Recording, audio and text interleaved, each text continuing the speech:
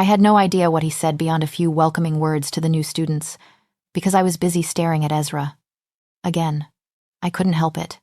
He looked too good.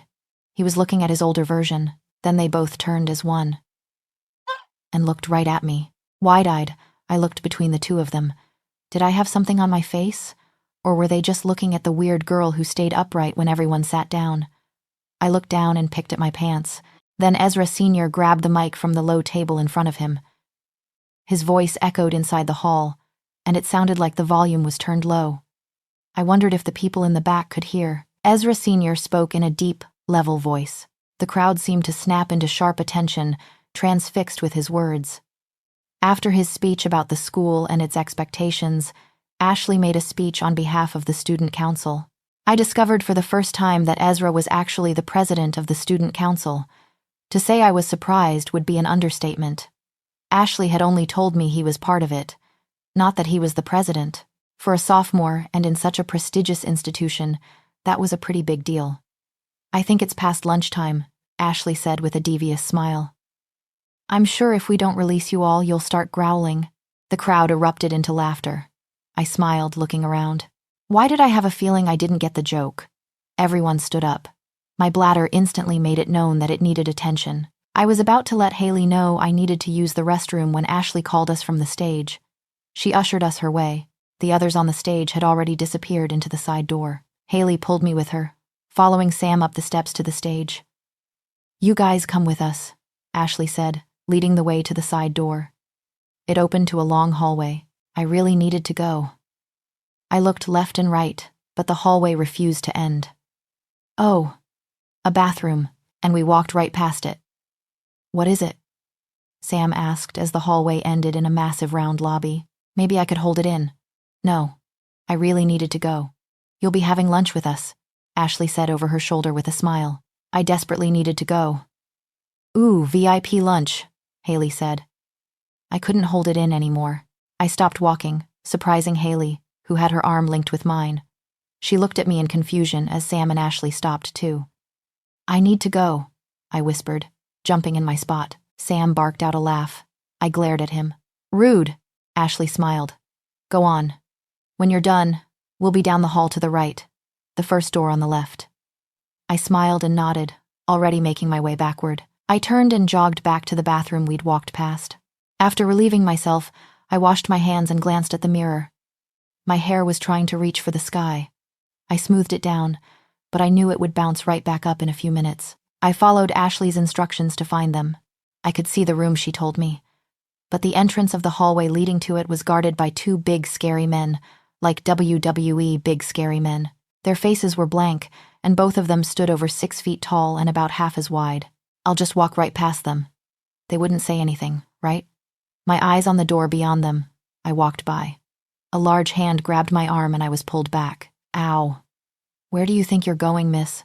This is a private hallway, one of the two guys currently holding my arm hostage said. He looked 10 feet tall up close. I'm with Ashley. I smiled, pointing at the door. She told me to find her here. I attempted to retrieve my arm and move forward, but he just pulled me back again. You can meet her on your own time. She's with important people right now, he said more firmly. I opened my mouth to respond, when a growling sound filled the hallway. Wide-eyed, I looked around. Was there a dog nearby? The two guards stiffened like boards and looked over their shoulders. Ezra stood by the room's door, looking furious and glaring daggers at the man holding my arm. The guard let go of me like I was on fire, and they both bowed their heads, looking down. I rubbed my arm. Ezra strode toward us, his dark eyes still on the poor guy. For someone who didn't usually show much emotion, he looked seething right now. He stopped in front of me. The guard was sweating bullets. I felt sorry for him. He was just doing his job. The air was thick with tension. Following my instincts, I put my hand on Ezra's forearm. His eyes left the guard to me, and his face lost the edge of anger. I gave him a small smile and took my hand off. The tingles almost followed me. Ezra's eyes softened. He nodded his head toward the door. Come on. His hand pressed gently to the small of my back, and his warmth seeped into my side. Walking beside him this way made me feel cozy, safe. Such an odd thought. I was always safe, wasn't I? The door opened to a luxuriously large room, with a seating arrangement to the left and the right, cream-colored couches and armchairs, a bookcase on either side of another door across from us. In the middle of the room stood everyone who'd been on the stage earlier, along with Sam and Haley. They all turned as one to look at us. "And who is this lovely lady, Ezra?" one of the two older men said. His dark eyes crinkled at the corner. He looked like he smiled a lot. "Dad," Zach groaned. Zach's father? I could see the physical similarities, except for Zach's blue eyes, which his father didn't share. "Uncle, this is Orla," Ezra said. "Orla, this is Uncle Zane, and this is my father, Zyron." "Aha! So Ezra, Senior Washi's father. Zyron. His name was Zyron. I should stop calling him Ezra Senior." "Nice to meet you," I said. "Likewise, dear," Zach's father, Zane, said. They really liked their initials. Zyron, Ezra's father, simply nodded, his eyes probing. Not much of a talker either. I guess it was a family thing. "How do you like it here, so far?" Zane asked, his smile kind. "Great," I said. "It's been nothing but pleasant so far. Hopefully it will stay that way," he winked. "If anyone gives you trouble, tell me and I'll set them straight." I chuckled. "Thank you. Everyone's been kind, but I'll keep the offer in mind." "Nah, Little Red here is too nice for that, Zane," Sam said. "Maybe I'll start with you," I told Sam. Zane laughed and slapped Sam in the back. "Be careful, Sam." Sam just grinned. Comfortable chatter filled the room. Ezra's hand stayed at my back the entire time. I glanced at him, then at Zyron. They really looked alike, but there was something different about their eyes. The shape was the same, the color as well. I couldn't quite put my finger on it. "They look identical, dear." "Right?" I startled, looking at Zane. I was caught staring. "How mortifying." I smiled, feeling my cheeks heat up. "Yeah, they do." I hesitated. "I think the eyes are a bit different, though." As soon as the words left my mouth, Zyron froze and stared at me, unblinking, as if he'd seen a ghost. Ezra's hand shifted to my waist, and he looked as surprised as his father. I was so shocked at the fact that he had actually showed another expression to notice his hand tightening around my waist, but I didn't miss the way his eyes shone with wonder and affection. My throat suddenly tightened. Why did I feel so melancholic? The others fell into another conversation again, but their words blurred. I couldn't look away from Ezra's eyes. I didn't want to. "Sir, lunch is served." A man in a butler uniform stood next to the door leading to the other room, his head bowed. We spilled into the room. A long dining table was set up. 2 more butlers stood on either side of the table. Ezra pulled out a chair and looked at me expectantly. Oh my. Whoever said chivalry was dead must meet Ezra. I smiled in gratitude and sat down. Ezra and Haley sat on either side of me.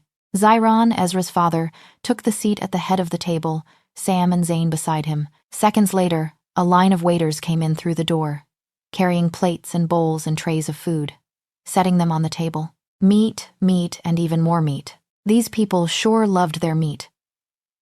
After a serving of steak and green beans, I was full, except for Haley and Sam, who was nursing a glass of wine as usual. I really worried he might be alcoholic. Everyone else ate almost 3 times as much as I had. How could they be so fit with how much they ate? Life was so unfair.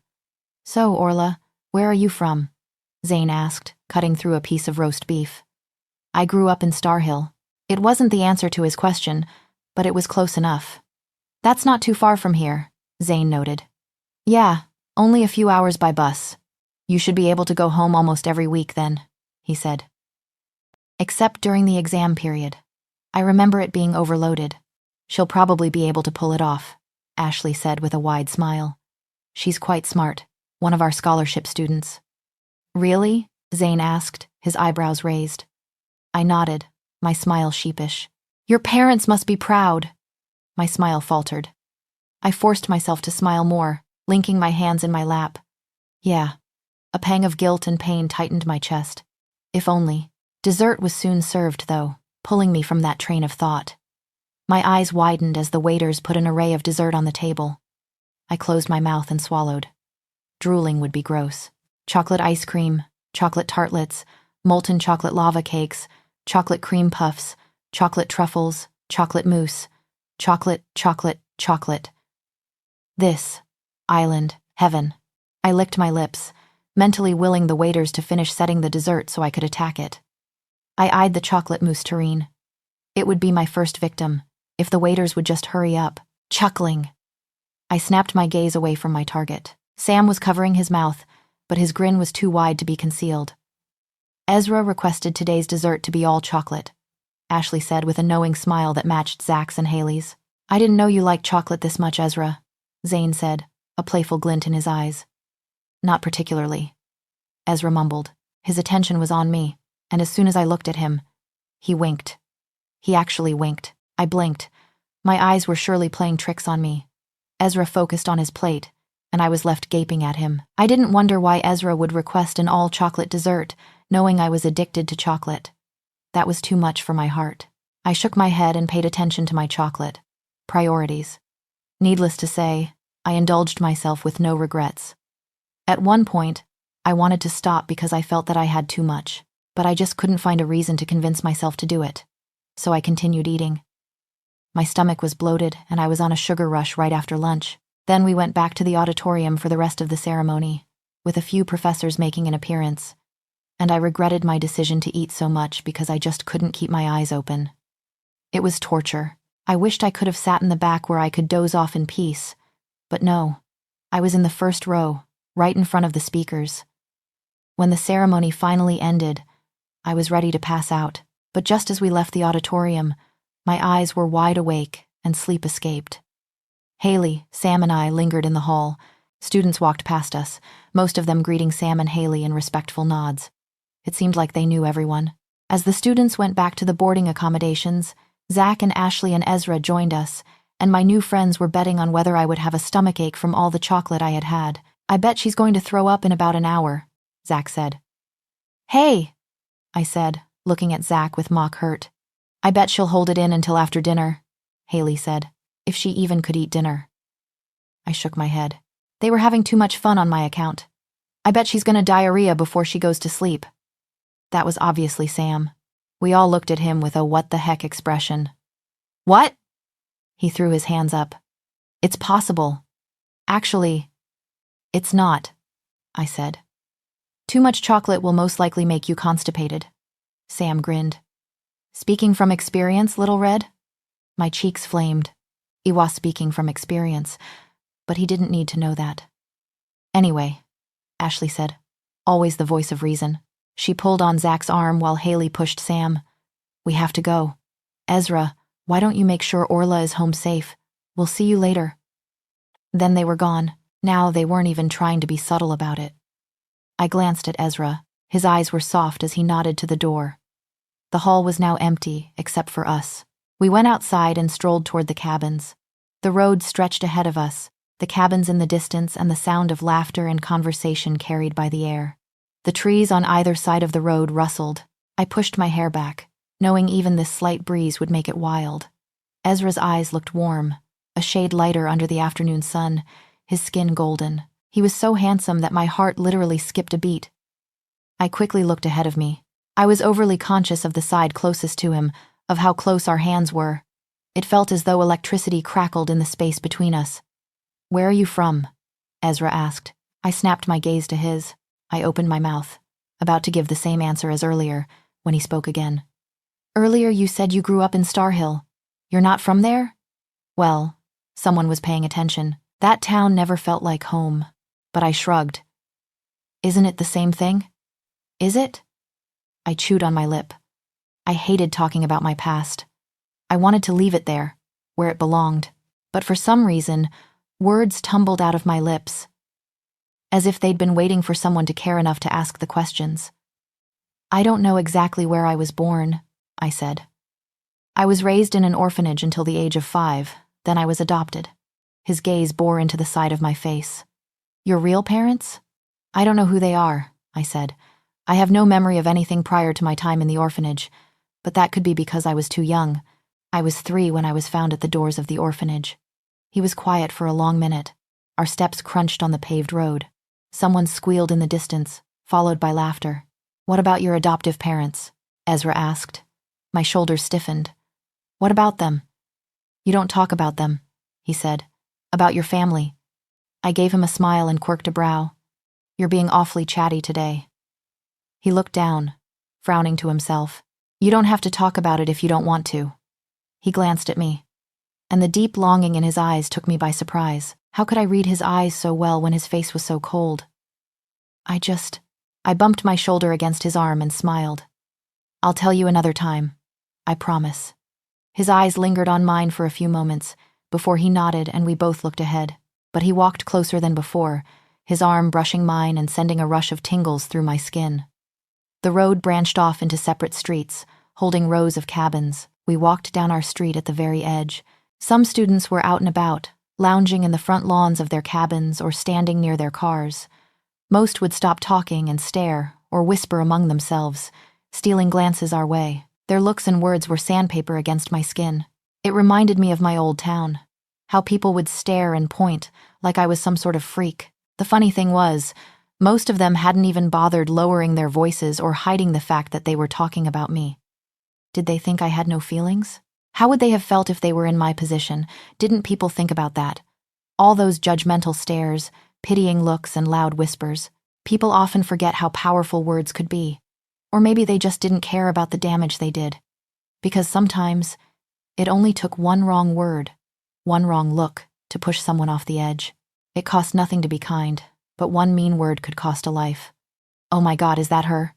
Do you think she actually did it?" "She did. Some even say she did it on purpose. That she's not right in the head. Well, they did bring her from an orphanage. I pity her mother. Poor woman. I bet she regrets ever bringing her home." "I know I would. The most painful thing was, my mother did." "Orla?" Ezra's voice pulled me out of my memories. I looked up at the blurry view of my cabin. I blinked back the wetness in my eyes. We stopped walking and I hadn't even realized. "Are you okay?" Ezra's eyes were dark pools of concern. He looked over my shoulder at something, his jaw clenched, then nodded toward my cabin. We went inside to find it empty. Ezra's warm hand found the small of my back again. He steered me to a stool at the island. He loosened a button of his black shirt and rolled up his sleeves. His back to me. He moved in the kitchen with a grace I would never be capable of, despite being half his size. After a couple of minutes, he turned around with a big mug, sliding it across the island toward me. I wrapped my hands around the warm liquid and peered in. Tea. The smell of peppermint floated up to my nose, soothing my throat. Ezra leaned against the counter across from me and crossed his arms, making his shirt strain against the bulge of his muscles. The first sip made me all warm and fuzzy inside. I smiled at him. "Thank you. But why peppermint? It helps with digestion." I chuckled. I did have too much chocolate, didn't I? He nodded, and even though his face was its usual empty mask, his eyes shone with mirth. "Let's hope none of their bets become true." He hummed his agreement, his eyes soft. It was very difficult to look away from him. I was entranced, and time seemed so insignificant. The door slammed open. Haley and Ashley barreled in, carrying 2 duffel bags. "All right, time to get ready," Haley said, dropping the duffel bag on the couch. She grinned, looking between me and Ezra. "Ezra, I know you haven't had enough of her yet, but we need to get her ready for the bonfire party. You can devour her all you like then." "Haley!" I grumbled, covering my eyes. "Oh my God." She was worse than Sam. I dropped my hand in time to see Ezra roll his eyes. He straightened up, winked at me, then walked out of the back door. He winked again. His facial muscles were getting looser.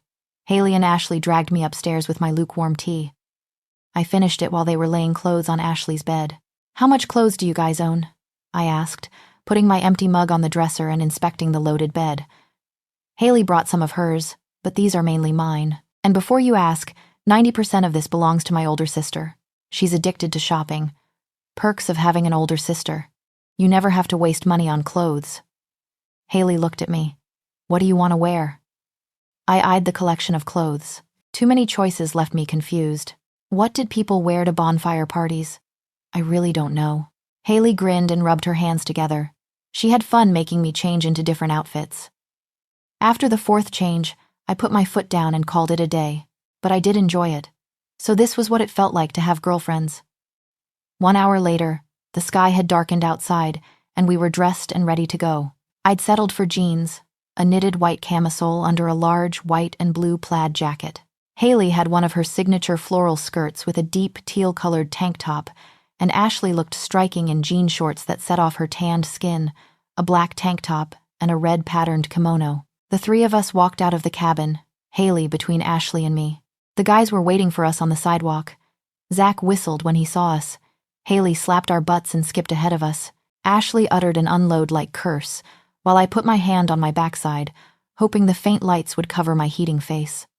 I loved Haley, but she really was as bad as Sam. Zach pulled Ashley to him and kissed her thoroughly. I looked away. "Aw," Sam said, grinning at me. "She's blushing. Why are you embarrassed, Little Red? It's not like you never had a boyfriend before." A low growl sounded from next to me. I snapped my head at Ezra. Did he just growl? "Come on, Prince. Don't tell me you're not curious," Sam said. Ezra just looked at him. If looks could kill. "So?" Sam asked. I rolled my eyes. I never had a boyfriend before. No one wanted to date the town's outcast. Not that there had been anyone I liked enough to date, but Sam didn't need to know that. "That," I said, "is absolutely none of your business, Sam." He just grinned. He was incorrigible. The bonfire was held in the middle of the woods. Fire crackled in a clearing right next to a small lake, which explained the bikini-clad girls running around. I shivered, tucking my hands in my jacket's pockets. How were they not cold? Orange glimmered on the surface of the dark water. I had no idea there was a lake around, but the school was located in the middle of the woods, after all, so there must be many things I hadn't seen yet. I had to link my arm through Haley's because the only lights were the fires and a few lanterns scattered about. The half-moon in the middle of the sky spilled faint silver light, fighting for purchase with the orange glow of the flames. A standalone bar counter stretched on one side of the bonfire, far enough not to present any fire hazard. Stools lined in front of it, and a couple of people manned it, serving drinks from the boxes and mini-fridges stacked behind the counter. A few tables and chairs were set around the clearing. Laughter and cheerful conversation replaced the quiet of the night.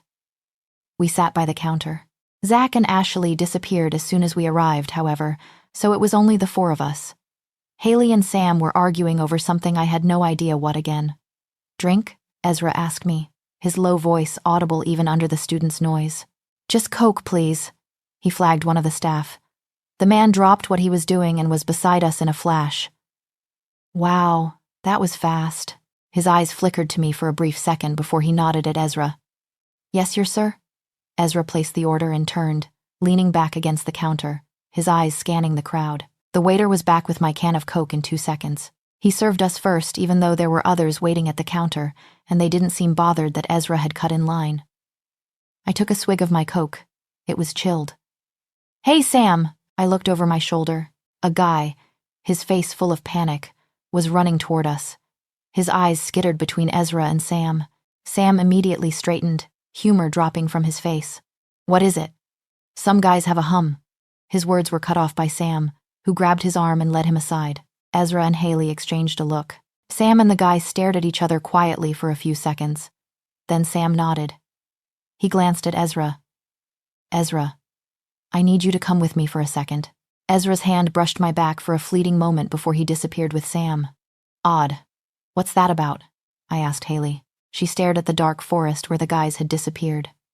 "No idea." Cheering. From the distance, I could see the dark figure of a girl outlined by the fire, standing over a table, surrounded by a small crowd. She was waving something over her head. "Clothes?" The guys were cheering and whistling. "Oh my God, that crazy witch," Haley said, shooting to her feet. "Who?" "My cousin. She's stripping. I'm gonna kill her." Haley marched toward the racket. The girl, Haley's cousin apparently, threw whatever she was waving to the crowd. Haley squeezed her way through. I laughed when she half stood on the table with one knee and tried pulling her cousin down, while her cousin tried pulling her up next to her. White covered my view. I blinked at the guy in a white t-shirt standing right in front of me. He was handsome, with his dirty blonde hair and dark eyes, but his smile was all wrong. "Hey, beautiful. You're here alone?" he asked. A shiver ran down my spine. I didn't like this guy. I didn't like him at all. Something about his overly confident demeanor and overly gelled hair rubbed me the wrong way. But I didn't want to judge him or be rude, so I answered, my smile polite. "Hello. What's a pretty thing like you doing here on your own? Need some company?" He winked. I really didn't like him. "No thanks. I'm here with a few friends." I turned in my seat, facing the counter. He didn't take the hint. He took the spot next to me. I don't see anyone around. They'll be here in a minute, I said, not meeting his eyes. Suddenly he leaned over me. He reeked of alcohol and another smell I couldn't place. Creeped out, I leaned away. He inhaled deeply and let out a sigh. What a creep. You smell good too, he whispered, his voice low and husky. I wish I could say the same for you, I thought in my head. Before things could get any creepier, I abandoned all pretenses of politeness, abandoned my drink and my seat, and just walked away. I would just text Haley in case she came looking for me. There were a few unoccupied tables around, but I didn't want to stay alone in case another creep decided to keep me company. There were 2 girls and a guy giggling next to a table. I took the free chair across from them, and they didn't seem to notice or mind. A plastic food container was set on the table, holding what looked like a batch of brownies. Brownies! My mouth watered. You want one? One of the girls asked, taking a bite of her piece. She was nice. And who was I to say no to brownies? Is that okay? She pushed the container my way. I picked a piece and took a big bite. My eyes widened. Wow, that was the tastiest brownie I'd ever had. I finished the slice and took another after the girl insisted. Oh, my gosh, they tasted heavenly. After a few more slices, my head was getting a bit foggy, but it was a good foggy. I took another bite before a hand took it away. That's enough, or you'll get sick, a male voice said. I looked up at him. He was tall, with black hair and lightly colored eyes. I narrowed my eyes at him and blinked when his features grew blurry. My brownie, I whined. He chuckled, before taking my hand gently in his. Come on, let's take you home before you get sick. I stumbled on my feet as we got up. The 2 girls and the guy who gave me the brownies were giggling among themselves again. I waved at them, but they didn't notice me. They were so nice. I had to thank them later. And see if they had more brownies. Wait, why was I leaving? I looked at the guy. Why are we leaving? I said, my tongue heavy in my mouth. I'm taking you home before you get sick, he said as we breached the line of trees edging the clearing. You want to go home, right? I blinked, seeing the tree beside me sway. Why was it dancing? Maybe it was drunk? Could a tree be drunk? I had the sudden urge to giggle. Home? I asked. The guy turned and looked at me. Yes. Home, he said, the light irises receding as his pupils dilated. You're sleepy, and you want to get home, right? I did want to go home, I realized suddenly. I was sleepy. I yawned and nodded. He kept going, moving us deep into the woods. Ezra's face flashed in my mind and I stopped. But he'll be worried. The guy frowned at me, then brought his face closer to mine. His eyes did that weird thing again, when the black took over the irises. That was spooky. We'll find him later. You want to come with me? Blinking, I nodded. I did want to go with him. No. I couldn't hold a thought for long. But I knew I didn't want to go with him. Something was trying to stop me from following the nice guy, whom I was beginning to think wasn't so nice at all. I dug my heels in. The guy turned and looked at me, his eyes wide. What the hell? He grabbed my face with one hand, the other still holding mine hostage, and brought his face close to mine. This time I really did see his pupils dilate. That was a neat trick. Follow me. The order reached inside and made my leg muscles contract. I was moving again, but it was only a couple of steps before I thought of Ezra. I was getting far from Ezra. I stopped and glanced behind me. We were in the middle of the woods. The lights of the party a prick of light in the dark shadows of trees, the noise of the students faint. Damn it! The guy cursed and turned me roughly toward him. He looked angry. I didn't like him. I didn't like him at all. Having trouble, James? I looked to the side, where a guy was leaning on a tree. His arms crossed over his chest. The voice was slightly familiar, but I couldn't see his face well enough in the dark. I tilted my head in thought, barely focusing on their conversation. Piss off, Drake. She's mine. I got her first. It seems your compulsion isn't working, my dear friend. It is to be expected, however, you are still young. What are you? 1 century this year? The guy's hand on mine tightened, pulling me roughly to his side. Why was I holding his hand? I went to pull my hand from his, but he just tightened his grip. He took my chin in his other hand and jerked my head up, making my neck hurt. Ow! Stop! Moving! He ordered like he had earlier. The need to stop moving only lasted for a few seconds. He smirked to himself. Then his smug expression melted into one of shock when I wrenched my hand from his and staggered back. He was mean, and I didn't want to follow him anymore. I had to run away.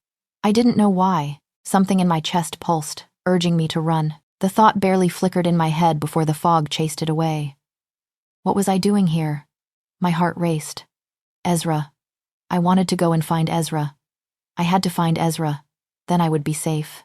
A blur of movement, then the other guy was standing in front of me. Wow, that was fast. Oh, I knew the guy. He was the creepy guy who wanted to keep me company earlier. He was also mean. His eyes turned black for a moment. Do not move. Do not speak.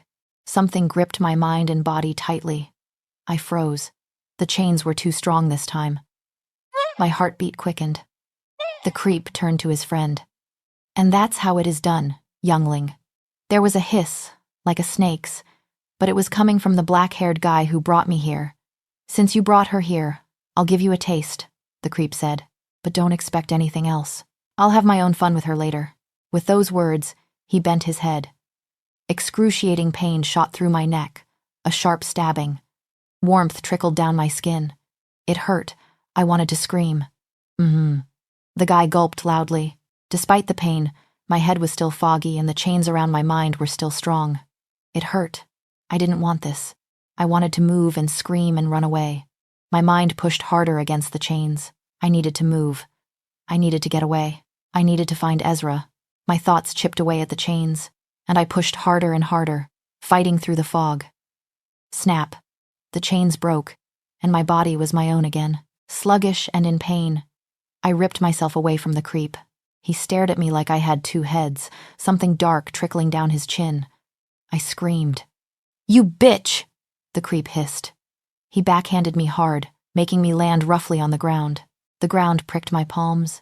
The stinging in my face overpowered the pain in my neck. Disoriented and dizzy, I tried sitting upright. But the creep was already leaning over me. He pushed me down, straddled my legs, and held my arms tightly against my sides. He opened his mouth. A loud growl shook the ground under me. Then the creep disappeared in a blink. Phew. He was too heavy. With a grunt, I peeled myself off the ground and sat up, fighting the growing haze in my mind. Thuds and growls and pained screams filled the night air. I blinked and looked at the mass of black and white where the sounds were coming from. What was that? Haley and Ashley appeared, and Sam was holding someone against a tree. Ezra, stop! You're going to kill him! That was Zach. He was next to the mass that made those weird noises. Zach grunted and my vision blurred. Was he trying to lift something heavy? Heavy, like my head, or my limbs. I felt so heavy, but a good sort of heavy. Someone held my face, but they were gentle. Ashley's face filled my view, Haley next to her. Orla, are you okay? I sighed. Haley's hazel eyes glowed a bright gold. Your eyes are so pretty, I whispered wistfully. She frowned, exchanging a look with Ashley. Ashley put her arm around my shoulders. Orla, are you drunk? I giggled. No, I'm not drunk. I'm still way too young to drink, remember? I giggled again. I didn't know why I was laughing, but I felt like it. Something was funny, though I didn't know what. Oh God, Ashley groaned. I think she's high, Haley said, her eyes wide. Ashley stood up. I almost toppled to the ground if not for Haley's arm around me. Was Ashley holding me up? Where was she going, though? I had to tell her that her eyes were pretty too, because they definitely were. Sam, I'll take care of that asshole, Ashley said. Help Zach get Ezra off the bastard before he kills him. Ashley was cursing! I giggled again. Wait, she said something important. Ezra! Ezra! I called out, my heart suddenly beating fast. I had to find Ezra before the bad guys got here again. With newfound energy, I shot to my feet, taking Haley by surprise. Ezra! Before I could take a step forward, Haley was holding me against her. Orla, calm down. No, Ezra! I struggled against her, despite my spinning head. Feeling something sticky on my skin, I touched my neck. My fingers came back smudged in something dark. Was I leaking? From my neck? I cocked my head aside. Haley looked over her shoulder at the mass of black and white, which was even bigger now and even louder. Oh my, did it grow? I couldn't exactly tell what it was in the darkness. I swayed on my feet and looked down. The ground looked inviting. I should sit. Why did I stand anyway? Oh yes, Ezra! Haley, where is Ezra? I said in a panicked tone. She glanced back again at the growling, grunting mass. He'll be here. Just hold on a minute. Panic tightened my chest again. I was afraid the bad guys would be back, and they would chain my head again. My eyes watered. I shook my head furiously, wiping my eyes with my forearm. No! I want Ezra, I said, trying to move out of her hold. Ezra! Haley shouted, looking over her shoulder. So Ezra was in the mass. Oh no! What if the bad guys got to him? A vice squeezed around my heart. I struggled harder in Haley's hold. No, Ezra! Please, Haley, he's going to get hurt! Ezra! Tears streamed down my cheeks, and soon my sobs joined the sounds of growling. Why was Haley being mean? I just wanted to find him. Tears blurred my vision, and with the darkness, I had no idea what was happening around me. Suddenly, Haley's arms disappeared, and warm hands framed my face. Tingles erupted on my cheeks, slowing down my panic and warming my skin. Safe, I blinked away the tears, my chest feeling lighter. Familiar dark brown eyes full of concern.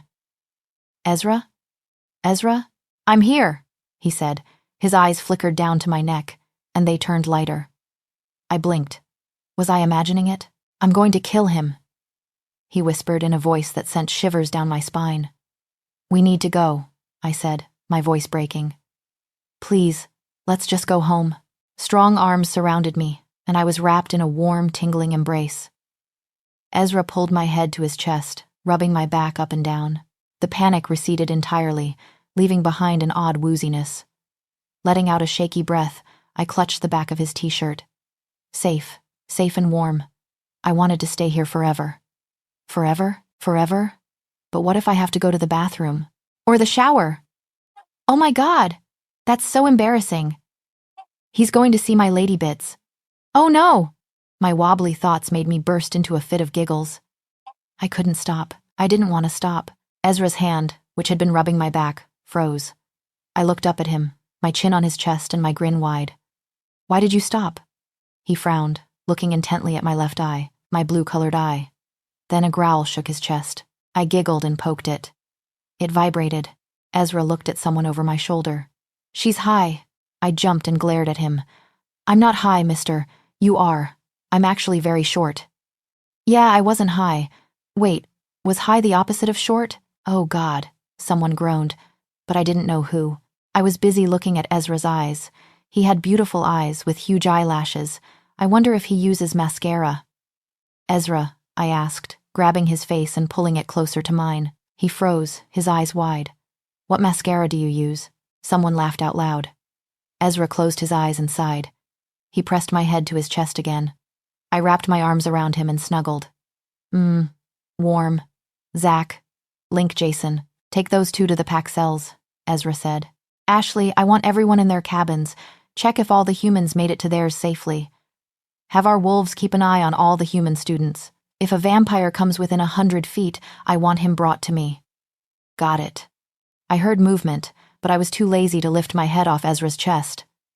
It was a worm. He would make a good blanket. I giggled. An Ezra blankie. Sam, Haley, you're with me, Ezra said. He backed away a little. I grabbed his shirt and frowned. No, I want my blanket back. He let me wrap my arms around him again.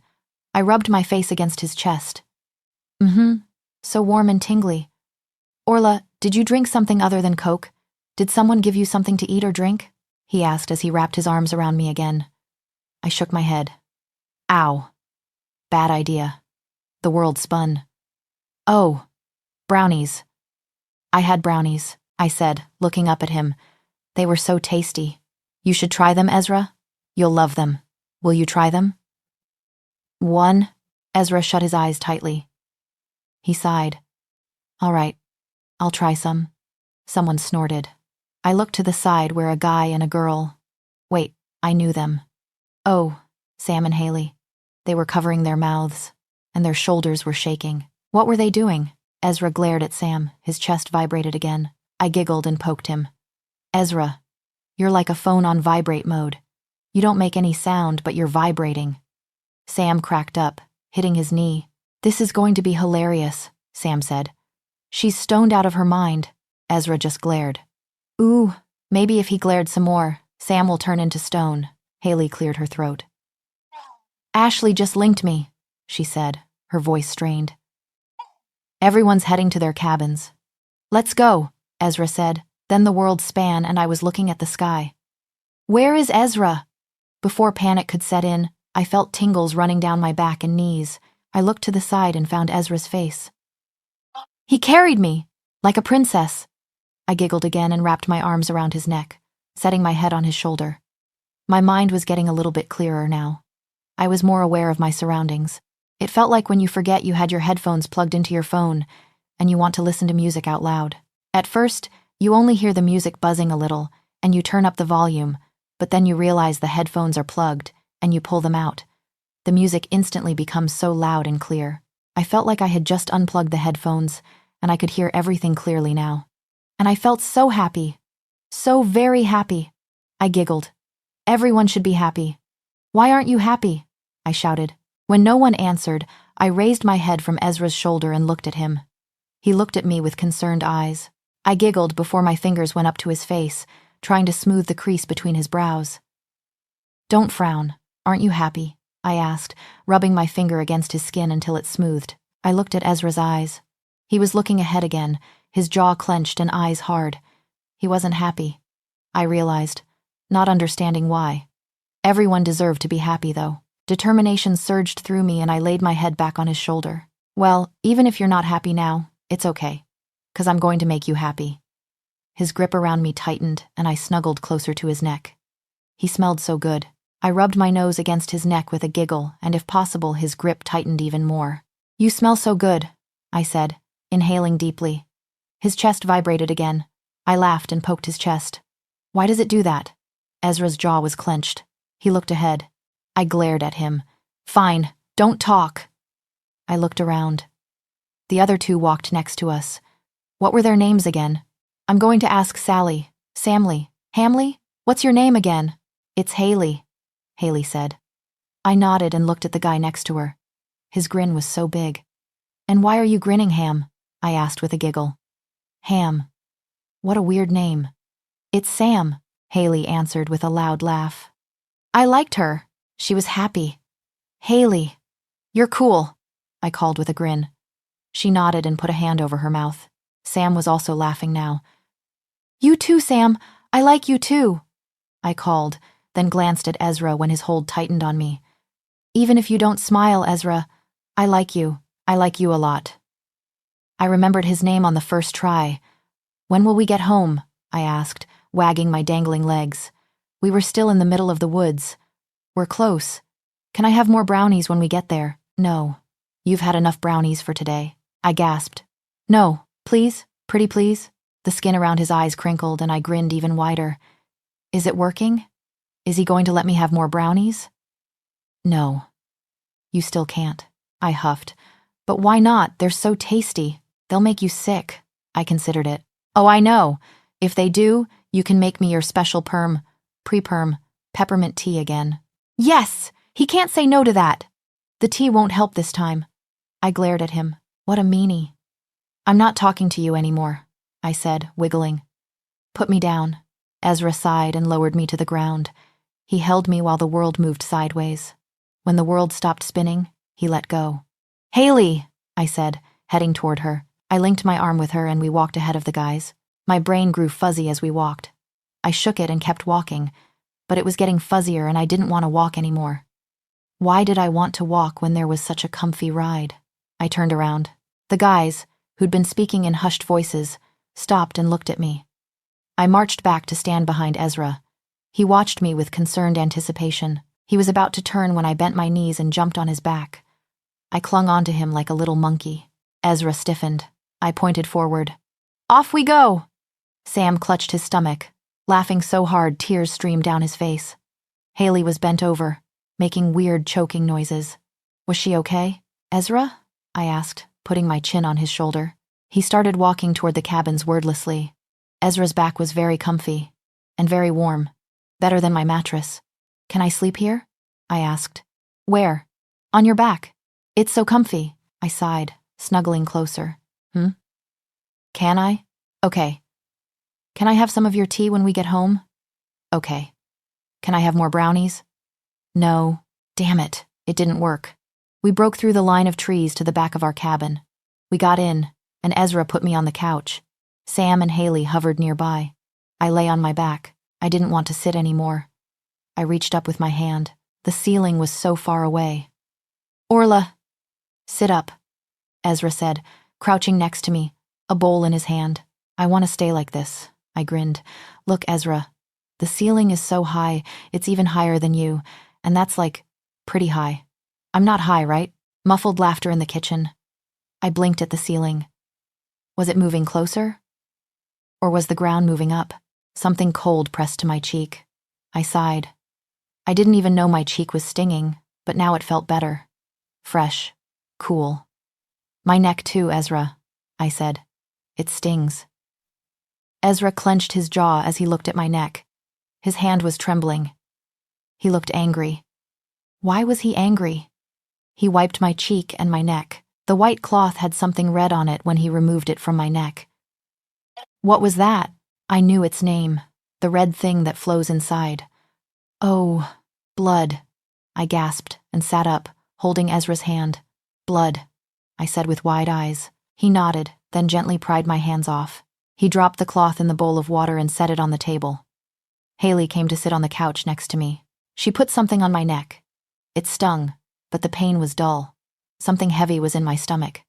My happy mood disappeared. I tried remembering something. I needed to remember something. The more I tried, the sadder I felt. I spotted the bowl of water.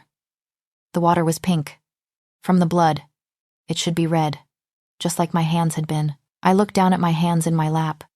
There was blood too that day, I whispered. There was a lot of blood. Haley's hand hesitated. She put something on my neck and dropped her hands. My heart squeezed and I felt heavy. A bad kind of heavy. What day, Orla? Ezra asked, his eyes worried. I leaned forward, closer to Ezra, and whispered, the day I killed him. Ezra glanced at Haley. Sam came closer to sit on the arm of the couch. What do you mean, sweetheart? Ezra asked me softly. That's why she hates me. I took him away from her. That's why everyone hates me, I said, feeling my eyes water. I looked down as a tear fell on my hands and whispered, you're going to hate me too. Tears flowed faster. My eyes swam. Warm hands cupped my face. He wiped the tears away. No one is going to hate you, Orla. I shook my head furiously. He dropped his hand to my shoulders. You're going to hate me, just like everyone else. Just like my mom. My throat tightened painfully, and a sob escaped.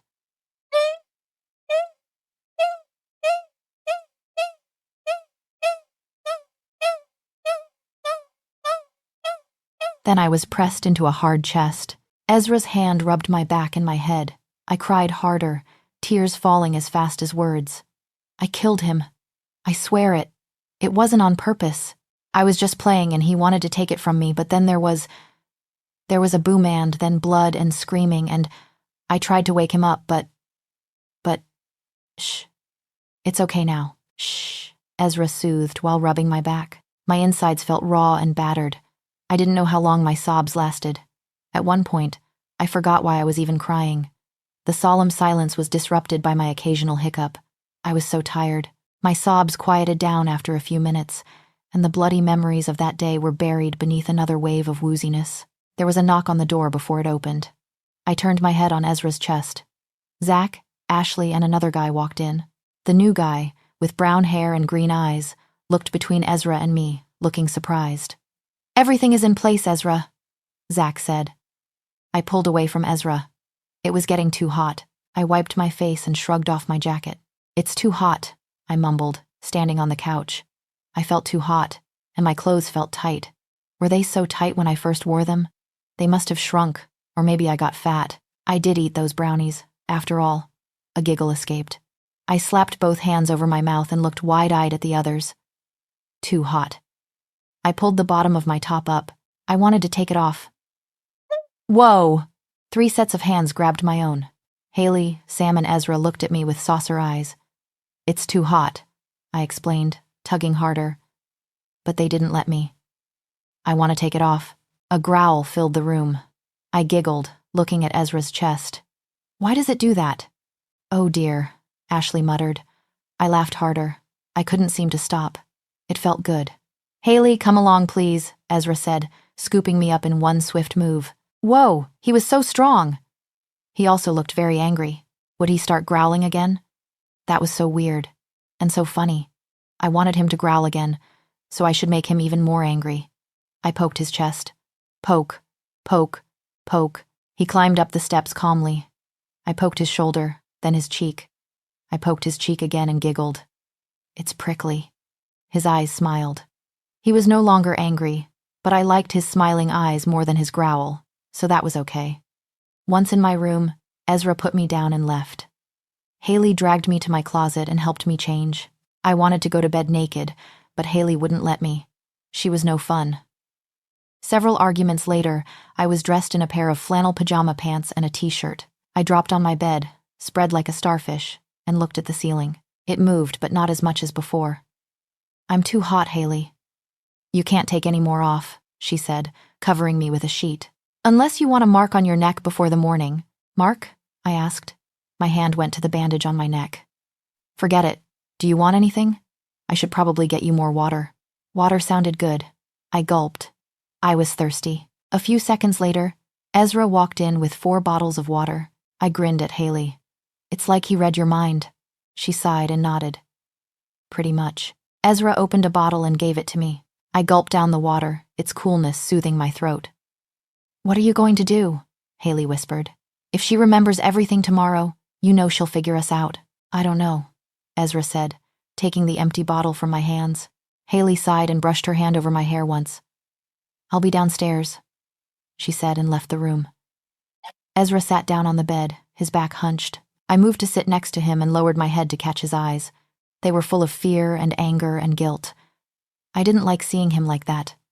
I gave him a big smile and patted his back. It's going to be okay. The burden in his eyes lightened, and he brushed his fingers across my cheek. Tingles followed his touch. Something crawled up my throat. I put a hand on my mouth, my eyes wide. Ezra's eyes widened as well. Are you going to? I nodded. He picked me up. I blinked and I was in the bathroom. I clutched the toilet seat and heaved. Everything came back up. I didn't even want to look. My stomach was trying to leave my body. Ezra was nice enough to hold my hair and rub my back. After what felt like a long time, I was finally through. My brain felt less foggy, and the world wasn't spinning as much. But I suddenly felt cold. I climbed to my feet, Ezra holding up most of my weight, and washed my mouth. Better? Ezra asked, his eyes worried. I gave a slow nod, my eyelids heavy. Bed. Sleep. It was like he read my mind. He gently picked me up.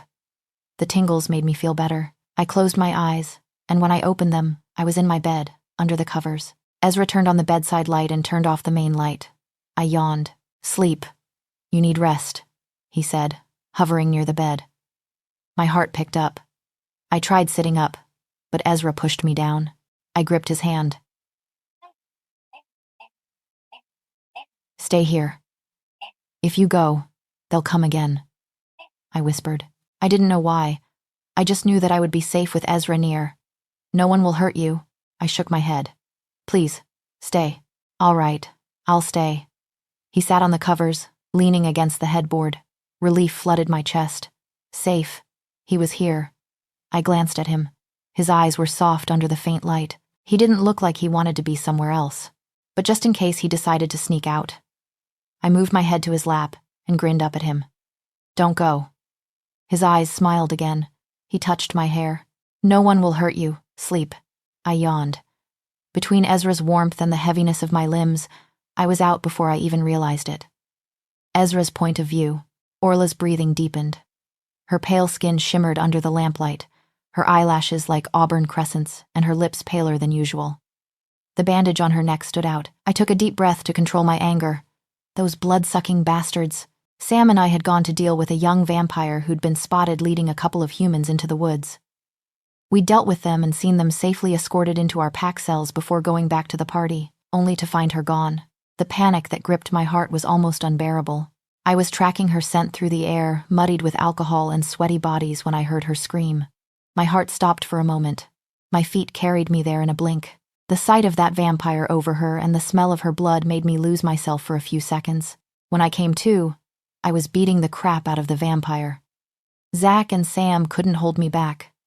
I had been conscious enough not to shift, however, which was the only reason that bastard was alive. It was all thanks to Orla. My control got better just being near her. In the last few days, it had gotten more difficult to stay away, to not feel her body close to mine. Keeping a distance was pure torture, but she didn't know. And so I had to keep her identity a secret from the world and keep mine a secret from her. Just a little longer. What happened tonight wouldn't help. Her first encounter with the supernatural world was traumatic. We were lucky she was high out of her mind. Or were we? I still didn't know whether she'd remember what happened tonight. She had been terrified of those vampires. And rightfully so. What if she was terrified of me too? I was a monster as well, albeit a different kind. I couldn't bear that thought. I couldn't bear the thought of seeing fear in her eyes, fear of me. I ran the back of my fingers down her cheek one last time. Loath to leave, but knowing I had to, I moved my legs from under her head and eased it onto the pillow. She didn't stir, deep asleep. Dimming the light but keeping it on in case she woke up, I snuck out of her room and made my way downstairs. We had much to deal with. Jason straightened from where he sat at the island. Haley and Ashley looked at me from the couch. I sank into the armchair. She's fine, I told them. Asleep. Ashley breathed out in relief, sinking into her mate's side beside her. Haley nodded and rubbed her temples. I shouldn't have left her alone. Sam, pacing back and forth, said, "You couldn't have known. This isn't supposed to happen. Who made those pot brownies anyway?" Haley asked. Ashley shrugged. Stuff like that happens every year, usually. But humans very rarely get involved. Supernaturals couldn't get high as quickly as humans did. We would need to consume a considerably larger amount of the substance for it to have the same effect. The same went for alcohol and other drugs. It barely affected us, and the amount consumed had to be big enough. "Students?" I asked. "All in their cabins," Jason replied. "No one is allowed out until morning." "What did you tell the humans?" "A wild animal was spotted running loose around campus," Jason said. "So I doubt anyone will leave. We have a wolf. Keep an eye on every cabin where a human lives," Zach said. "As much to keep them in as to keep unwanted visitors out." "This is unusual," Ashley said. "We haven't had an attack like this in years. And 2 attacks in one night, with more than one vampire involved?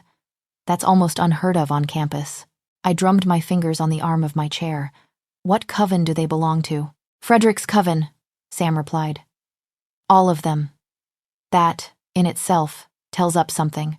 It's not random," Haley deduced. "Sam, can you contact Vlad?" I asked. "We need to talk to him about this." Sam nodded. "I was going to suggest that. Frederick is getting too lazy and his fledglings are getting too wild. Seeing Vlad will remind him why he should be afraid." "What do you want to do with the vampires?" Zach asked. "Send the 2 we caught at first to Vlad after Sam takes a look at them. I want to know if they did this before. But keep the other 2 in the cells. I'm not done with them yet." I answered darkly. Those 2 had touched my mate. I would deal with them personally. "Is there anything unusual going on recently with the vamps?" Zach asked, his hand over Ashley's shoulder playing with a lock of her hair. 2 attacks in one night means trouble. The fact that they did it in the midst of a party basically on Packlands means they're confident, for whatever reason. "I'll see what I can find out," Sam said, leaning next to the window. "I'll snoop around the witches, see if they heard anything unusual," Haley added. Haley was basically a princess in the world of witches. She came from an ancient and powerful family. Sam was a member of the oldest coven in existence. He was a direct progeny of Vlad, the oldest vampire known to us. Both of them were among the few people closest to me. I was relieved they took a liking to my Orla. Having their support would be a great advantage. Although Sam's continuous teasing had ended up with a brawl, the day he flirted with her at lunch made my rage explode out of me in a crashing wave. I managed to restrain myself enough to direct it to my plate and glass. We had had a fight later, where I'd ended up with a fractured rib, which had already healed. Sam fared no better. We had settled it then. He only saw her as a little sister. Sam was honest, I knew. He knew my parents well, and was close to my mother. That gave him a pass for most things others did not dare attempt, like teasing me. Orla was another way for him to do that. The fact that he enjoyed her reactions as well made him do it more often than he should, in my opinion. "Thank you," I said. Haley, I would appreciate it if you healed her wound. Haley's healing abilities were one of the best among witches. I didn't want the scar to be there tomorrow. Not for what I had in mind. Haley nodded, and we lapsed into a heavy silence. The topic we really needed to address was hanging on our heads like a damn guillotine. Did she say anything about what happened? Sam asked, looking between me and the girls. We all shook our heads. No, she was really out of it, Haley said. But maybe we can just say it's her imagination? She's royally stoned. She's too smart, Ashley said, shaking her head. She'll know. She couldn't dream up the entire situation. That's pushing it. I closed my eyes. She was right. Orla would figure it out in a heartbeat. But I didn't want that. I didn't want her to find out that way. Since this already happened, I don't understand why you don't tell her about us, sir, Jason asked, looking confused. She'll be petrified, Sam said, his blue eyes sharp with understanding. Those vampires attacked her and were planning to do God knows what if we hadn't got to her in time. How do you think she'll feel if we said we're the same species as the monsters who wanted to suck her dry? I ran my fingers through my hair. That only left one option, as much as I hated it. I looked at Sam. He knew. That's the only option left, he said through our link. Do you really think she would judge us all like that? Haley asked, looking around the room. I mean, sure, we've only known her for a few days, but I don't think she'd do that. Haley was probably right. But I couldn't risk it. Because fear could make people do uncharacteristic things. I didn't want to lose her before even having her. I won't risk it, I said out loud. I don't want her to find out this way. I stood up. Sam, come with me. Sam followed me upstairs. In front of Orla's door, I could hear her quiet breathing. I held the doorknob for too long. What is it? Sam asked. It doesn't feel right, I linked him. I don't want to risk it, but this doesn't feel right either. Sam sighed. I don't like it either. You know I hate using my faculty, especially on people I consider friends. But if you don't want to tell her, this is the only option left. It's your decision. My decision. I just hoped I wouldn't regret it in the future. I opened the door. Her scent greeted my nose, soothing my wolf. I walked to stand next to the bed. Her hair spilled around her like a pool of scarlet, and her hand extended onto the bed next to her, as if reaching for something. She looked so peaceful. Sam crouched next to the bed and looked at her. Don't worry. I'll only take the memory of what happened with the vampires and afterward. It'll feel like she forgot because she was high, so I won't have to make new memories. I nodded. He fisted one hand, extending his fore and middle finger straight, and put them on Orla's temple. He closed his eyes. Sam was gifted for a vampire. Besides the compulsion that all vampires could perform on humans, Sam had the ability to manipulate memories. He could look into them, change them, lock them, or even create new ones. He would only lock Orla's memories of what happened. Nothing more. But I still didn't like the fact I was doing this to her. But I couldn't let her find out about the supernatural world this way. Sam frowned. After a few seconds, he blinked hard, took his hand off Orla, and straightened up. She didn't even stir. Without taking his eyes off of her, he linked me. We need to talk after this. His words filled me with dread. I lingered in Orla's room after Sam left, just watching her sleep. She looked like an angel.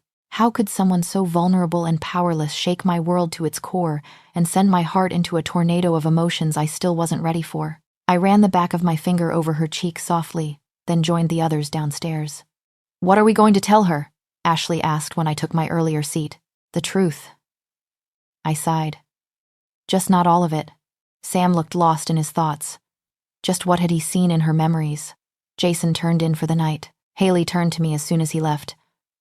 What do you think she meant, Ezra? Earlier about the blood, I didn't forget. Watching Orla break down that way was heart-wrenching, but Orla wouldn't hurt a fly, let alone kill someone. I couldn't believe it. I didn't want to believe it. I don't know, I said. Sam's eyes flickered to mine for a second. He knew something. I'll spend the night here with Ashley and keep an eye on her, Zach said, standing up. I'm sure you were already planning on spending the night, Haley said jokingly. Ashley flipped her off.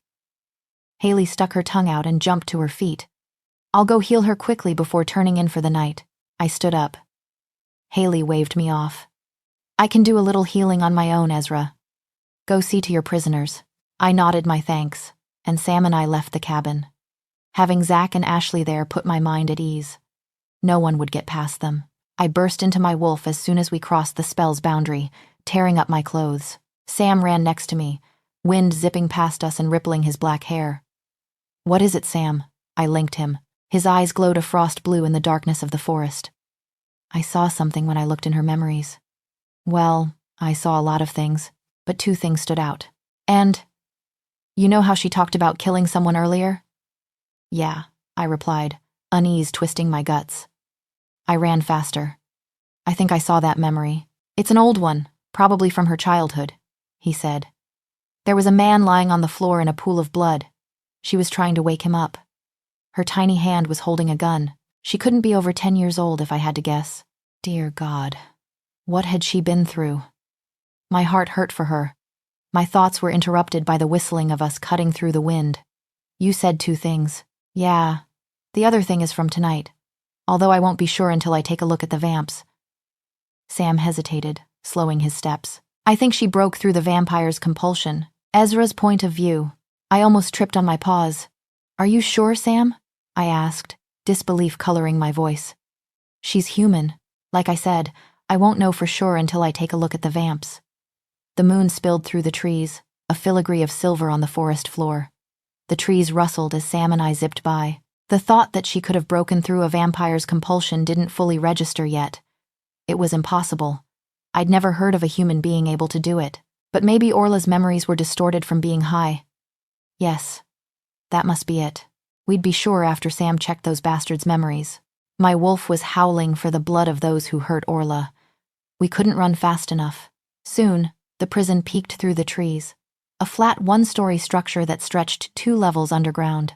It was located a safe distance from the pack village. 2 pack warriors waited for us. One of them handed me a pair of shorts when I shifted to my skin.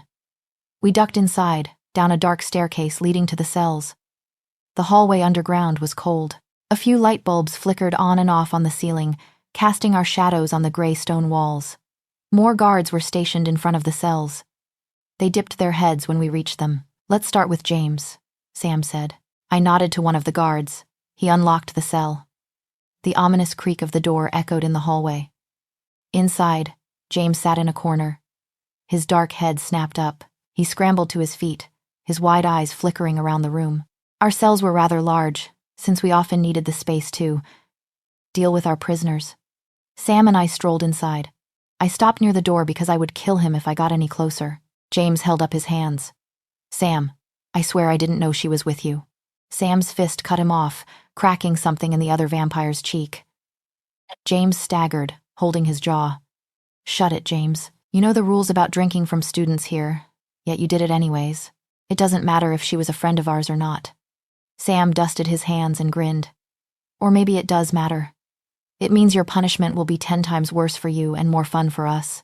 I leaned against the wall and crossed my arms, letting Sam do the talking. He was better at it. James's eyes kept flickering toward me. In the darkness of the cell, their whites almost swallowed the irises. They glimmered red when the faint light from the hallway hit them. Why don't you tell us what happened? And don't lie. I'll know. And it won't be pleasant for you, Sam said, his pale eyes glowing. James swallowed, pressing into the corner even more, if that was possible. I saw her eating those pot brownies by accident. She was getting a little hazy and I thought I would just get a taste. I mean, she smelled so good. I growled. The door rattled behind me. Fur pricked my nape and arms, but I held back. We needed him in one piece. For now. James froze, his eyes down. Sweat coated his forehead and the smell of his fear whetted my beast's appetite. Go on, Sam said. Anyway, I managed to make her follow me. Willingly? Sam asked. Yeah. He hesitated. Sam snarled at him. James held up his hands. At first, she followed me willingly. I swear, Sam. She was high. I told her I'd take her home and she came along. But then when she started resisting, I compelled her. Sam nodded. This was the part we wanted to hear. Then, after I compelled her, she followed me for a bit before she stopped. James frowned to himself. It was weird. It had never happened before. She just stopped, even though I compelled her. My heart beat in my throat. Sam and I exchanged a look. So, she had broken through the vampire's compulsion. That's when Drake showed up. James continued. He told me my compulsion was failing because I was too young. So he took over. He said he'll let me get a taste after he finished. The way he spoke about her as if she was a piece of meat made my blood boil. I clenched my fists, pushing my wolf back. Did it work? Sam asked. James's frown deepened as he looked at Sam. At first, he managed to bite her before she pushed him away and screamed. She broke his compulsion as well. That's about when you guys showed up. Quiet descended on the cell. So she did break through the compulsion of both vampires. My shock was enough to make me forget my anger for a second. How in the world was that possible? Humans could not break a vampire's compulsion. It was a universal law, one of many that kept our existence a secret from humans. So, how had Orla done it? I straightened and focused on the vampire. You know the rules. What made you think it was okay to break them? His eyes flickered around, looking for a way out. Please, Your Highness, I just wanted some blood. I swear, it's the first time I did it on school grounds. They said it'll be okay, that no one will find out. I thought I could just compel her and have a taste. Her blood smelled. I zipped toward him. My hand was around his throat in a blink. I held him up against the wall, his legs kicking in the air and his nails clawing at my hand. Enough, I growled out. He froze, gasping for air. Who said it would be okay? I loosened my grip, and he fell to the ground, choking and half crawling away. I kicked his stomach. My feet connected with a crunch. He hit the wall, his back cracking loudly. Who? Everyone, he croaked out, laying on his side on the ground. There's some talk going around, that security is getting loose around campus, that no one will notice. Who said that exactly? Sam asked, coming to stand next to me. I clenched my fists and released them, imagining the bastard's throat under my grip. It wasn't as satisfying as feeling it. James sat up, his hand still around his throat. I heard a few older vampires talking a few days ago. Drake was one of them.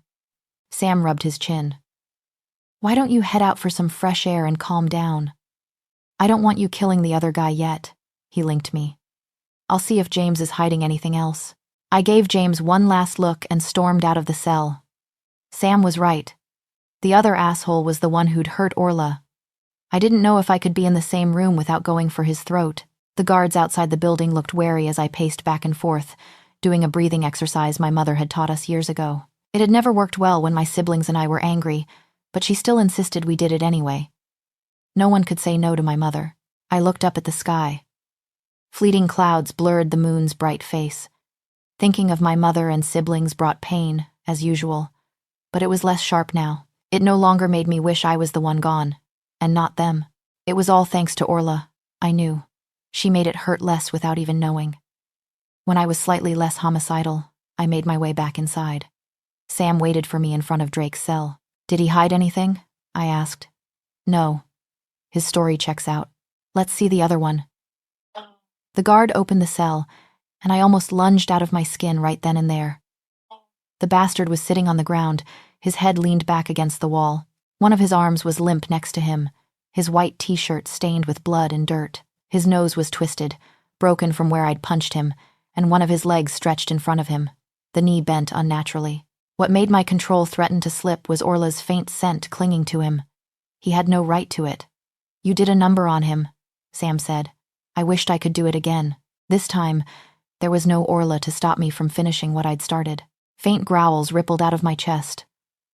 I cracked my neck and stayed just inside the door. If I got any closer, the bastard's life was forfeit. Sam got in and crouched in front of the vampire. Drake. He had the audacity to look amused. Sam cocked his head aside. You don't look like someone who was just caught drinking from a human on Pac land. Drake smirked. You know what they say. Rules are meant to be broken. Sam backhanded him so hard his neck cracked. Drake whipped his head back with a hiss. Fresh blood stained the corner of his bottom lip. He wiped it, but it was useless considering the dried blood all over his face from our earlier fun time together in the woods. What the hell do you think, Sam? He said, his earlier cocky grin back in place. I had a little snack. She was quite tasty, too. Sam backhanded him again, giving me a look over his shoulder when I took a step forward. What the hell, Sam? Drake said, spitting blood. Frederick will not be pleased to hear about this. All for a human bitch. My feet moved me closer without conscious thought. Sam tried pushing me back, but I shrugged off his hold and kicked the bastard's face. He dropped fully to the ground, his throat gurgling with blood. Sam dragged me away and stepped between us. I tried shoving past him again, my rage running like hot lava through my veins, rolling off of me in waves that made the walls groan. Sam just pushed me back. Enough! You'll collapse these walls on us, damn it. Growling, I looked at Drake. He was choking on his own blood, his neck obviously broken. I growled loudly at Sam, but I pushed my wolf back. Sam stood between us and our prey, and that did not make him our best friend at the moment. Sam, used to dealing with me, just shook his head. If you don't calm down, there will be nothing of him left. Besides, your guards are already wondering what made their prince lose his shit. Keep it up, and the secret won't be a secret much longer. I forced my feet to step back and closed my eyes. It was several minutes before the air that crackled with my power a moment earlier lightened as I reined it in. When I opened my eyes again, I was halfway in control. Sam nodded. I'll just take a look in his head. It'll be faster now that he's almost out of it. Drake was limp on the floor, still gurgling blood. Sam grabbed Drake's face and looked into his eyes. Earlier, he had to make contact with Orla because she was unconscious, but he could use his faculty simply by eye contact. That was the reason most supernaturals found Sam scary. Even struggling to breathe, Drake flailed in Sam's grip, but he was broken, and his struggle only lasted a few seconds before he bent over to Sam's will. I got it, Sam said, dropping Drake and standing up. Sam ushered me out, basically pushing me out of the cell before I decided to kill the bastard. The guards in front of the cell were stiff, their heads bowed down. Keep them here, I told them. No one comes near them until you hear from my father or Sam. Yes, Your Highness, they replied as one. Jogging up the steps, I asked Sam, what did you see? It matches James's story and memories, Sam said, his eyes dark. So she did? Sam nodded. She did. Even Drake's compulsion. I could understand James. He's young. Sometimes young vampires aren't very meticulous when it comes to compulsion, but Drake is 5 centuries old. I know the bastard. He's powerful enough. We walked in silence through the woods, but I was sure we were both wondering the same thing. How? How had she been able to break through it? I was damn glad she did, though. I couldn't stand the thought of her lying limp while those bastards sucked her dry, but the compulsion not working on her made me uneasy. What if Sam's ability didn't affect her either? What if she ended up remembering what happened tonight? I glanced at Sam. He frowned to himself, his eyes meeting mine. He realized it as well. You think she might remember? A bar of moonlight crept through the thick trees and cast a silvery shine on his pale eyes. I don't know, Ezra. I really don't. We'll just have to wait and see. Wait and see. I breathed out the fresh air outside, but it failed to put my mind at ease. You did unexpectedly good back there, Sam said. Unexpectedly? Your control is better, he said. You're getting more balanced. I slowly nodded. It had only been a few days, but I could already feel and see the effects of Orla's presence on me and my wolf.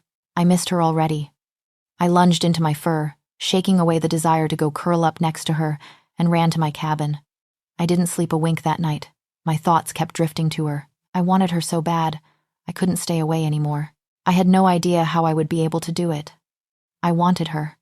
I wanted to know everything that made her happy and everything that made her sad, all her hopes and all her fears. I wanted to know every inch of her body and every fragment of her pure soul. I wanted to go to sleep listening to her soft breathing, feeling her warmth next to me, to wake up to her divine mismatched eyes and to hear her soft laughter. God, I want her. Sunbeams slithered through the blinds, beckoning a new day. I went through the motions of getting ready, my mind in the cabin next door. When Ashley linked me, my heartbeat faltered. She's up. I made it to their door in a minute. All kinds of scenarios flashed in my mind. I linked Sam so he would come as well. Morning, Zach mumbled, his eyes sleepy and his hair disheveled. The smell of coffee was heavy in the air. Good morning. Where? I said, closing the door behind me. Upstairs. I think she's a little hungover. Worry nipped at my guts. I took the steps 2 at a time. Ashley let me in before I knocked. There was Advil on the nightstand and water next to it. The bed was unmade and empty. Bathroom, Ashley said, waving me inside. She wanted to shower. The bathroom door opened then, and Orla walked out. Her fluffy bathrobe hung off her small frame. Her hair was a darker red, dripping wet, and her skin was flushed and glimmering. I groaned inwardly, trying my best not to let my eyes linger. She blinked at me for 2 seconds before squealing, disappearing back in the bathroom and slamming the door shut. My lips twitched up. It was such a weird sensation. I couldn't remember the last time I wanted to laugh. A gasp. I looked at Ashley. Wide-eyed, she pointed at my face. Did you just smile? I rolled my eyes and headed for the door. Come down when she's ready. You did smile, she called out after me. Sam was downstairs, nursing a cup of coffee next to Zach by the island. He smiled when he saw me casually jogging down the stairs. I take it she doesn't remember then. I beelined to the coffee machine and poured myself a cup.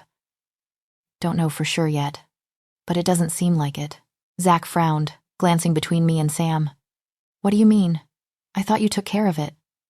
I locked eyes with Sam and gave him a nod. As I sipped my coffee, Sam linked Zach about yesterday's findings. Zach's expression morphed from confusion to shock. You think she might remember? He linked me, wide-eyed. It's a possibility, but from what I've seen now, she probably doesn't. I hoped she didn't. The door upstairs opened. Ashley skipped down the stairs, Orla following behind more subdued than usual. Her hair was in a messy knot on top of her head and her cheeks were rosy. In a white t-shirt and gray sweats, she was the most stunning creature I'd ever seen. Reaching the bottom step, she sighed heavily. Her cheeks flamed when she saw me, and she grumbled something under her breath. She was so damn cute. Little Red. Nice seeing you in your right mind again, Sam said. Orla blinked at Sam. What? What do you mean? Her voice was raspy. Ashley put her arm around her shoulders and urged her to sit down on the couch. You don't remember? Orla shook her head before groaning and clutching it tightly in her hands. My heart hurt. I wanted to hold her. I don't know. The last thing I remember is having some brownies. She trailed off, frowning to herself. Relief flooded my chest. Sam smiled, giving me a subtle nod. You got royally stoned yesterday, Little Red. Orla dropped her hands from her head and looked at him. Her brows tugged low on her eyes. Stoned? The brownies you had were pot brownies, Ashley said, moving to the fridge. There was weed in them. What? Orla stood up abruptly. She held her head, swaying in her spot, and I was next to her in a flash, my hands on her waist, steadying her. I didn't think anything of what I had done until she reacted. She groaned, looking up at me. Then her eyes widened. How did you? Shit! Sam's laughter filled my head. I cleared my throat. How did I what? You were there. She pointed to the counter, on the other side of the island, her face twisted in confusion. No, I replied. I was near the island. I nodded to the island behind me with my head. Sam coughed suspiciously. Orla frowned. No, she said firmly, pointing to the kitchen again. You were there. I bent my head down until our noses were inches apart.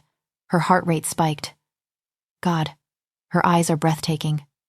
I wasn't, I whispered. Her face was beet red as she nodded, quickly turning her head to the side. Nice save, bro. Zach snickered in my head. I shot him and Sam a glare.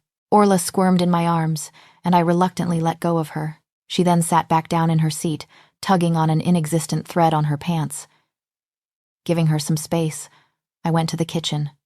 Ashley whipped up a light breakfast. I looked in the fridge and found some apple juice that I poured into a glass and set in front of Orla with a bottle of water. Drink up. Fluids are good for you, I said softly. She nodded tiredly, taking small sips of the juice. The whole morning, though, I ignored the suspicious glances she kept sending me. Every once in a while I would catch her looking at me with a frown, before realizing she got caught and looking away. Sometimes she'd rub her temples, her eyes growing distant, and the whole morning, I hoped it was just because of her hangover headache. I didn't want to entertain the thought she might remember what she went through the previous night. I didn't want to believe she might grow scared of me. I'm forgetting something, I thought as I made my way toward class. I have had this feeling ever since I woke up Saturday morning with the worst and very first case of hangover. I couldn't believe I had eaten freaking pot brownies. I always knew my love for chocolate would land me in trouble. Haley and Sam had been teasing me the entire weekend. Apparently, I turned into a whiny, over-demanding brat when I was high. The icing on the cake was how they said I had been all over Ezra. I wished the ground would open and swallow me up, especially after I caught Ezra's eyes when they said that. He'd winked, his expression as close to a smile as it had ever been. I was a little attracted to Ezra. Okay, maybe more than a little. That must be the reason I was all over him. They say when you are drunk, your true feelings come out. Stupid brownies. I had been feeling exhausted the past couple of days. I spent all my time at home, either sleeping or hanging out with the others downstairs. Our cabin had become the home base for our group. I still couldn't believe I had made so many friends in so little time. It was pleasantly overwhelming to think about it. To think that only a few months ago, the only friends I had were books, chocolate bars, and the woods behind our house. I adjusted the strap of my backpack over my black t-shirt. The walk from the cabins to the lecture halls was a lovely change of scenery. The paved road, filled with walking students instead of cars, cut through thick trees. The morning sun was warm on my arms and face, and the soft autumn breeze held notes of pines and warmth in it. 5 minutes later, I was in the lecture hall where my first class of college would be held. It was both thrilling and nerve-wracking. The white walls blended in with the floor, black tiered seats behind connected white desks, and a massive chalkboard behind the professor's desk below. Students sat on the professor's desk, on the front row desks. Some stood around the room. It seemed like everyone knew everyone. I glanced around. There were a few familiar faces I'd spotted the past week, but never spoke to. I also spotted Sarah and her blonde friend sitting in the front row with a group of students standing nearby. Remembering my past experience in the cafeteria with them, I just walked past them to a seat at the other end of the class. Blondie scoffed. Someone should put her in her place. She's been sticking to him like glue. I kept walking. She wouldn't be talking about me, right? I shook my head and chose a seat. I checked my phone. No missed calls, no new messages. I chewed on my bottom lip. Should I call again? Or maybe leave another message? I snapped my head up. The group of students I'd walked past were snickering. A brown-haired guy was on his knees on the floor next to them, trying to gather the things spilled out of his backpack. One of the guys from the group, with a mass of brownish, gelled-back hair, fist-bumped his friend. "Nice move," the girl squealed. "He didn't even see my leg. Like, what the hell?" A few students around the class looked over, some disapproving, but no one moved. Something hot unfurled in my chest. I rose and made my way toward them. "What the heck is wrong with you?" I asked the obnoxious guy. He just laughed harder, running his fingers through his greasy hair. I crouched to help the brown-haired guy with his things. "Hey, we don't need his ugly mug around. He should just disappear," the prick said out loud. I stood up with a few notebooks and glared at him. "What we don't need is that greasy shock on your head you call hair." Ugly Hair sneered, taking a step forward. "You little..." "All right, everyone. Take your seats," the professor called, striding through the door. Ugly Hair scowled at me, then dispersed with the rest of his friends to their seats. I smiled at the guy I'd helped and nodded my head to my seat. Wide-eyed, he smiled back hesitantly and followed me. The classroom buzzed with movements as students took their seats. "Thanks," he mumbled, sinking to the seat next to me. "You didn't have to do that. Don't worry about it," I said. "I'm Orla, by the way." "Blake," the guy mumbled, his back hunched. His brown hair fell in soft curls over his blue eyes. He pushed them back, but they just bounced back down. "Nice to meet you," I said. He smiled and looked down, shifting in his seat. The professor called our attention, and class started. Blake was nice enough to show me the way to our next class. I didn't know my way around that well, so I appreciated his help. He was tall and lanky, not as tall as Ezra. I doubted anyone was. We chatted the entire way to our next class, then played tic-tac-toe when it got too boring and bonded over our mutual love for chocolate. We just clicked. He appeared shy, but the longer we spoke, the more he opened up. By the time we made our way to lunch together, he was comfortable around me, comfortable enough to tease me when I told him how I had gotten high on brownies at the bonfire party. We strolled to the cafeteria, the midday sun bringing out reddish highlights in Blake's hair. "I swear I'll never look at brownies the same," I said. "I don't even know if I'll be able to eat them again." "I don't envy you. Brownies are my favorites. I'm just glad my friends were there. I don't know what could have happened if they weren't. I don't remember anything." "You didn't miss much," Blake said, putting his hands in his jean pickets, hunching his shoulders further. "The party was wrapped up early anyways." "Really? I didn't hear about this." "Why?" Blake's eyes flickered away. He rubbed the back of his neck. Apparently, there was a loose wild animal running around. They made everyone go inside. What? Are there wild animals in the woods here? I looked at the woods on either side of the road. The thick trees stretched deep as far as the eye can see. Yeah, Blake mumbled. But they captured it, I think. I wondered why Ashley and the others didn't tell me about it. Maybe they didn't think it was important, especially since the animal was already captured. Yeah, that must be it. When you said friends earlier, you mean Ezra and the others, right? How do you know? I asked, trying to play it cool despite the heat rising to my face. Blake chuckled and rubbed the back of his neck. Well, they're sort of a big shot around here, and you've been hanging out with them since day one. So, oh,